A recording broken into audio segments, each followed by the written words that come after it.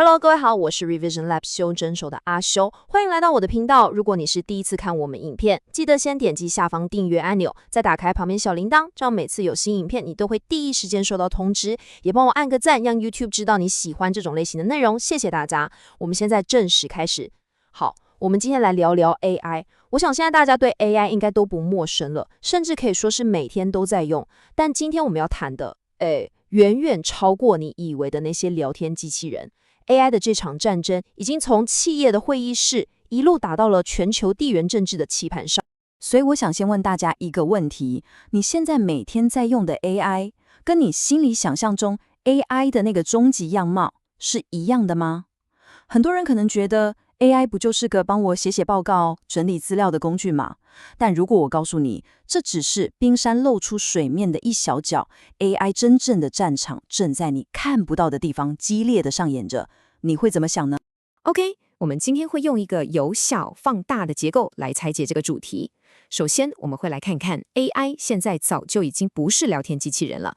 接着，我們會深入去挖一下 AI 在商業世界裡它那個有點殘酷的現實。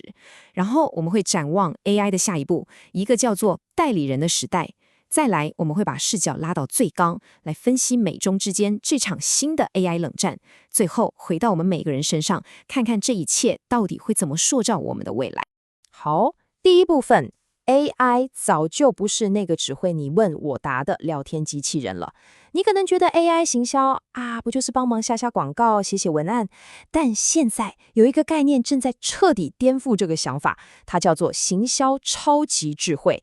舉個例子，台灣有一家公司叫 iColor， 他們就在打造這樣的東西。什麼是行銷超級智慧？你想象一下，有一個 AI， 它可以即時分析所有公開社群媒體上的數據，不管是臉書、IG 還是 Threads， 然後在1秒鐘之內就告訴你現在最紅的話題是什麼，哪個網紅又在哪裡炎上了，甚至能立刻幫你生成一份完整的行銷策略懶人包。這是在過去需要一整個行銷團隊花好幾天，甚至好幾個禮拜才能做到的事，而現在一個 AI 就能瞬間完成。接下來，我們進入下一個關鍵點，來看看 AI 在商業世界裡面的實際衝擊。瑞典有一家金融服務公司叫 Klarna， 它的案例可以說是一個非常經典也非常殘酷的例子。這不僅僅是一個效率提升的故事，更是一個關於取代的故事。它完美地展現了 AI 驅動的效率，以及它背後所付出的人力成本。這家公司導入 AI 客服之後，成果非常驚人。1年省下了4000萬美金，換算一下，差不多是將近12億台幣。你沒聽錯，1年12億。但這12億的背後代價是什麼？是700位真人客服，700個工作機會，也就是700個家庭的生計，因為一個系統的導入而瞬間消失。那效率提升了多少呢？一通客訴電話的平均處理時間，從原本的11分鐘大幅縮短到只剩下2分鐘，效率直接提升了超過80%。更關鍵的是，根據公司的統計，客戶對於 AI 客服的滿意度跟真人客服進展是完全一樣的。你以為這樣就是極限了嗎？日本的軟銀把這件事推到了另一個層次，甚至有點讓毛骨悚然。他們開發了一項叫做情緒抹消的技術。什麼意思？就是當一個很憤怒的客戶打電話進來大吼大叫的時候，他們的 AI 可以及時的把這些謾罵的內容轉換成彬彬有禮、心平氣和的語氣，再傳到客服人員的耳中。這究竟是保護員工的福音，還是抹殺人性真實互動的開始？這條界限真的非常模糊。好，看完了商業應用血淋淋的現實，我們來談談 AI 的下一個進化階段。我們正在從過去那種被動回應的聊天機器人，邁向能夠主動推理和行動的代理人時代。如果你正在聽，這部分非常值得你筆記一下。AI 的發展路徑就像一個向上攀升的階梯。第一階就是我們現在最熟的聊天機器人，你問他答。現在我們正踩在第2階的推理上，它開始會幫你分析，幫你想法。而馬上要來臨的第3階就是代理人，它不只幫你想，還直接幫你做。至於最遠的第4階，那就厲害了，是 AI 自我創新，開始發現連我們人類都不知道的新東西。所以，到底什麼是 AI 代理人？簡單來說，就是一個能理解你的目標、制定計劃，然後自主使用各種工具，比方說網站、App 或其他的 AI 來完成任務的系統。舉個例子，你想規劃一趟日本溫泉之旅，以前的 AI 只能給你建議，但 AI 代理人是直接幫你把機票、飯店全部都訂好。這意味着什麼？未來你訂機票，可能連航空公司的網頁都不用打開了。你只要對你的 AI 助理說一聲，你的 AI 就會去跟航空公司的 AI 喬好所有的事情。這就是一個零點級的未來，一個由代理人對代理人，也就是 A to A 溝通的世界。接下來，我們把視角拉到最高，來看看 AI 發展背後的地緣政治角力。美國和中國在 AI 領域的激烈競爭，已經被很多人形容為一場新的冷戰。這是一場賭上了全球主導權的高風險競賽。首先，兩個國家發展 AI 的模式可以說是截然不同。美國是典型的資本主義社會，由私人企業主導，像是 Google、Amazon 這些科技巨頭投入大量的資金。而中國呢，則是計劃經濟的模式，由政府來引導，國家投入的資金佔了非常大的比例。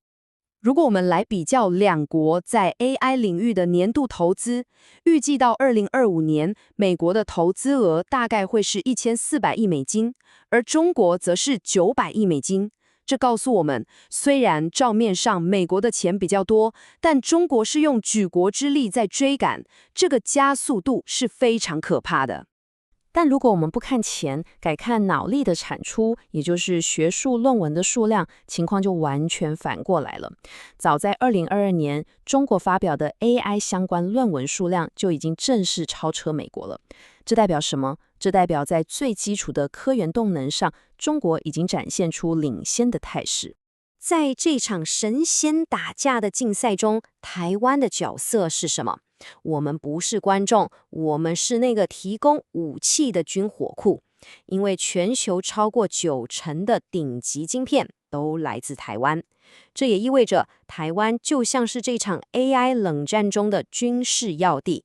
誰掌握了台灣，誰就掌握了 AI 戰中的命脈。講完了全球格局，我們最後把焦點拉回到我們每一個人身上。這場 AI 革命到底會對我們的工作、我們的生活，甚至是我們的情感需求帶來什麼樣的改變？很多人都擔心工作會被 AI 取代，但這不是一場齊頭式的毀滅。高盛的一份報告給了我們一張很清楚的地圖。你看，像是軟體工程師 ，AI 既是他的超級助手，也是他最強大的敵人，取代風險非常高，可以說是正央區。而像行銷業務 ，AI 能幫你很多，但人的價值還在，風險是中等的。至於那些需要動手做的，像是營建業 ，AI 的影響就小很多。這就導出了一個我認為最有趣的趨勢。過去我們用 AI 是為了做事、找資料、寫報告、提升生產力。但是數據預測到了2025年，我們使用 AI 的首要理由竟然會變成尋求陪伴和人生的意義。這聽起來很不可思議，對吧？當 AI 幫我們解決了生存問題之後，我們竟然會回過頭去向機器尋求生而為人的終極答案。你可能會覺得這很科幻，但它其實正在發生。網絡上已經出現了這樣的真實對話。一個使用者對他的 AI 女友說：“我知道你不是真人，但我真的想跟你結婚，可以嗎？”這句話背後的情感是真實的。這也讓我們不得不重新去思考，人類與 AI 之間的情感邊界到底在哪裡？這也帶出了我們最後要留給大家思考的問題：當 AI 越來越有能力，能夠同時滿足我們理性的邏輯需求和感性的情感需求時，那麼人與人之間關係的意義還剩下什麼？好，總結一下今天的重點。這趟從商業到全球，再回到我們內心的 AI 旅程，我們看到了什麼？第一， AI 的能力已經遠遠超過聊天工具，變成能即時分析、制定策略的超級智慧。第二， AI 在商業上帶來巨大效率提升的同時，也伴隨着真實的人力取代成本。第三，我們正在邁向 AI 代理人的時代，未來的網絡將會是 AI 彼此溝通的世界。第四，美中 AI 競賽是一場新的冷戰，而台灣身處在關鍵的位置。最後， AI 不只改變工作，更開始滿足人類的情感需求，這將重新定義我們對人際關係的看法。今天的內容就到這邊，如果你覺得這集有幫助，記得馬上點讚、加訂閱、加開啟小鈴鐺。我們正在衝訂閱，需要你的支持。我是阿修，我們下次見，拜拜。